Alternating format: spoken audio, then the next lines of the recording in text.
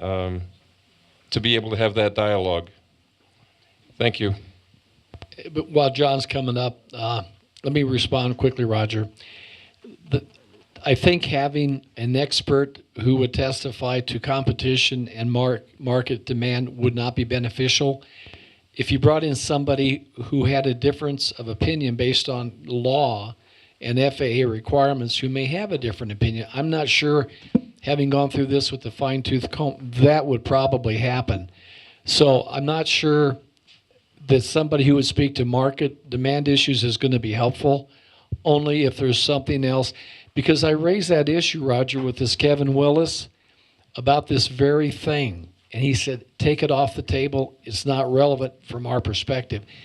So unless you had an expert come in that would say, well, there's a different perspective on how the grant assurances are applied, that would be probably, in that respect, the only thing that might make. The only thing I would suggest on an extension, if we choose to do it, would be for the community in the interest of the fairness of process to have a chance to look at it. I'm not sure it would really, unless you had some compelling information from an expert, change the outcome. Because right now, under federal statute, and John, I see your hand as well, we're pretty much, I think, and the FAA confirmed this, kind of locked into a course of action that may be necessary to follow through without punitive consequences to the county, because they have multiple things if they feel like we've done this. And let's say, for example, what if we denied this application? Majestic would have the right to bring litigation or file a Part 16 complaint. FAA then would have to respond and take action. There's several things they can do, including the reversion of the airport.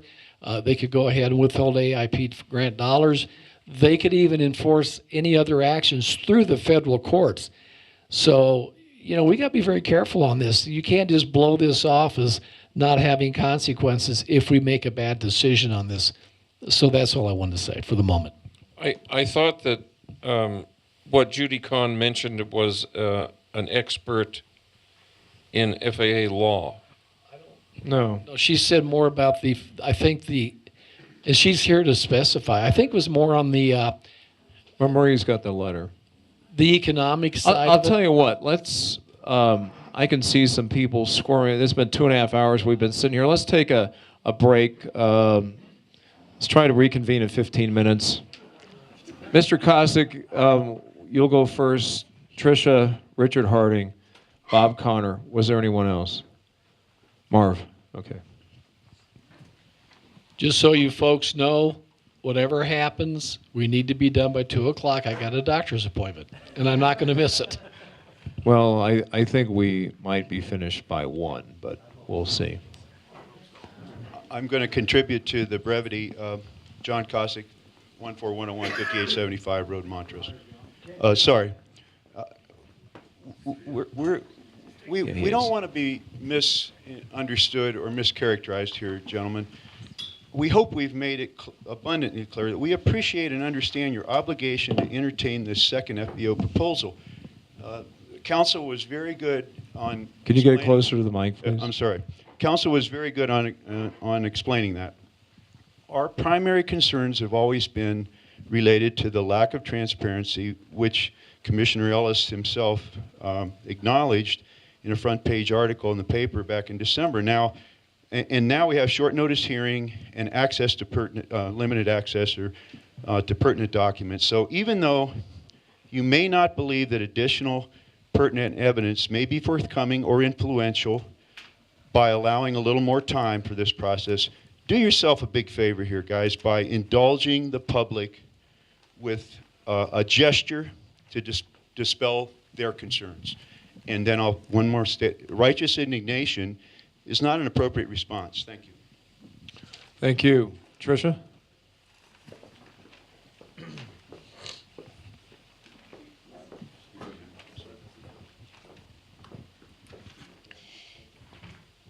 I'd have to second that in part, and also second what Blake said.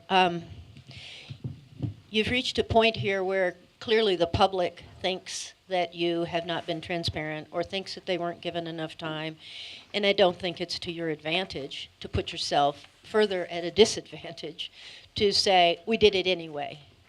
If 2 weeks would help, I'd certainly be for it. There are more comments. Frankly, I would love to see some people step forward that want to stand on the issue of free enterprise, that want to stand on the issue of why we need to look at this in our community.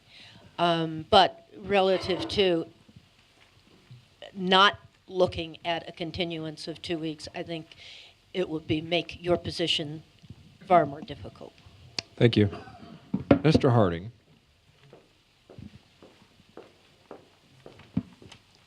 I'm going to speak in opposition to extending it for 2 weeks.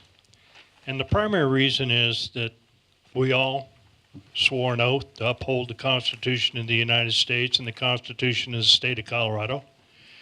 And in that, it talks about guaranteeing the states a Republican form of government. And for some reason in this community, we keep trying to establish a democracy rather than allowing the people that we elected to lead and guide us in these decisions actually go forward with those decisions. This is an economic development venture for Montrose County, and I would just ask that we entertain this gentleman's proposal and allow the elected officials that have made the decision to go ahead and make that decision. Thank you. Thank you.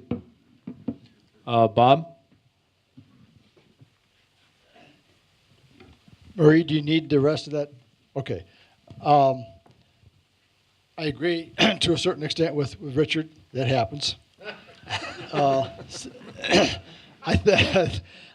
would like to have an informed consent here. Commissioner Ellis talked about the law versus, I think it was, when we're talking about FAA policy informed from a legal standpoint from Mr. Reamer. Is that correct? It was FAA policy, but given from a legal background. Or that's not law? What you stated was not law, that was policy? Again, I'm not sure the underlying question, but the prohibition on granting exclusive rights is federal law. It exists and applies in perpetuity to the county.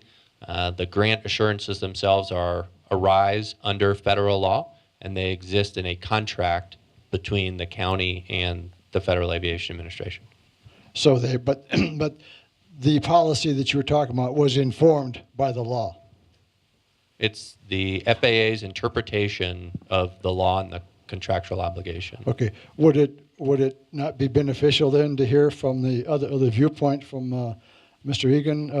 Would be willing to bring somebody in, pay for them to give us the law, to give us another version or another interpretation? There's no other version of the law. The law is the law. I read you the statute, I read you the grant assurances, I read you the FAA's order, and I've read you the FAA's adjudication. So it's up to the board to decide whether or not they want to hear from somebody else. Okay. But part of the reason why I went through and provided the quotes is to give you the actual original source material, and that's not subject to debate. It is the law.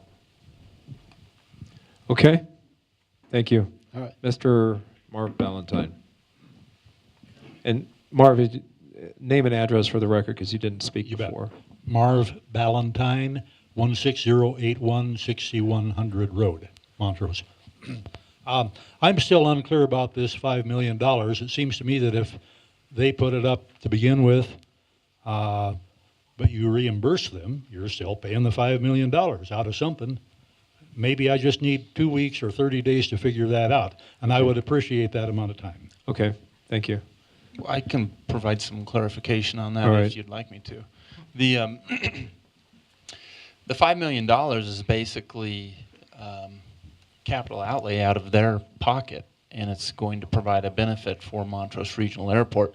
We're providing them a credit over time, but they're providing the asset, the ramp, the fuel farm, those type of things up front for Montrose County. Now, I want to go back to a point that Mr. Patterson made about reimbursement.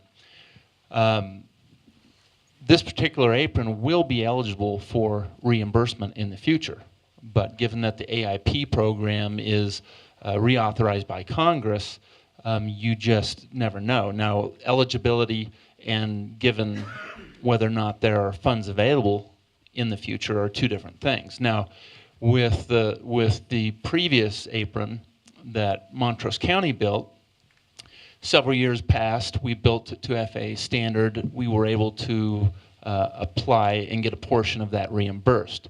Well, this particular apron, because we are stipulating that they build it to FAA standards, will be eligible for reimbursement in the future. But there's no guarantee for that, given that it's reauthorized by Congress. So the reimbursement would not come from Montrose County or would not come out of the rent that they pay, but it would come from FAA? Yeah, the way the FAA works is if something is eligible for reimbursement, we first have to basically pay, and then they would reimburse the county at some future point in time if the eligible project is accepted. I have not looked at the contract. What's in the contract about reimbursement? Well, you can't put that in the contract because you can't obligate Congress to anything. Like I said, the Airport Improvement Program is reauthorized by Congress. Historically, every 4 years. In recent history, we've had a lot of continuing resolutions, but if we were to provide the credit, that would be something that we could ask for reimbursement for in the future. The contract does not obligate Montrose County to do any reimbursement or abatement of rent? I think we're talking about two different things now. Yes, we are providing a credit, or in the contract, we would be providing a credit to Majestic Skies for the capital, for their initial capital outlay for the infrastructure that they're going to build. That's exactly what I was afraid of. Maybe I don't understand this yet, but it seems to me that we're paying them back. Commissioner Ellis has a comment. Marvin, let's go back to what Bill said earlier. Remember, I raised a question. We paid for JCP's ramp. Bill said, aha, but we're eligible for reimbursement. So it was Montrose County's dollars that paid for it with a expectation of reimbursement.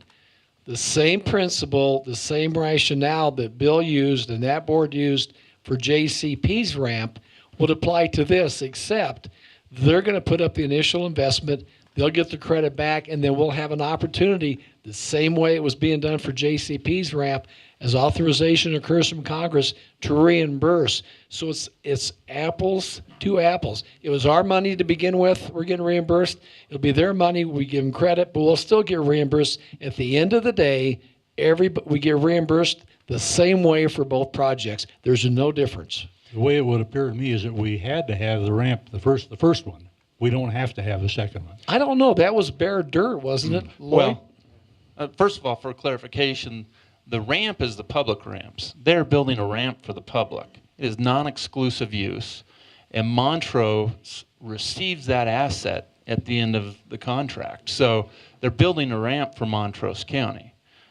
With regard to whether or not we need more ramp, that is certainly a point that we could argue. We've had several requests from the current FBO to close our secondary runway to park aircraft because we no longer have any ramp space available. So there are times, certainly, that we need more ramp space. It seems weird to me that Montrose County would feel like it's in the business of fairness or free enterprise, that we'd have to provide a ramp for anybody that wants one. How far do you go with this? Well, we did it for JCP. Yeah, we did. Why would we not? I mean, now we have one, we don't need another one. No, Marv. Improvements at the airport never stop. If you stagnate, then it's not going to work for the airport or the sponsor. You need to keep improving as this airport grows and provides more service, the population grows, there's more of a demand. But keep this confined to what we did for that ramp for JCP as a common use ramp. They pay a lease. We're getting reimbursed, but we spent the money up front. The only difference is they're spending the money up front, we're credit, and then we're going to get reimbursed. At the end of the day, both projects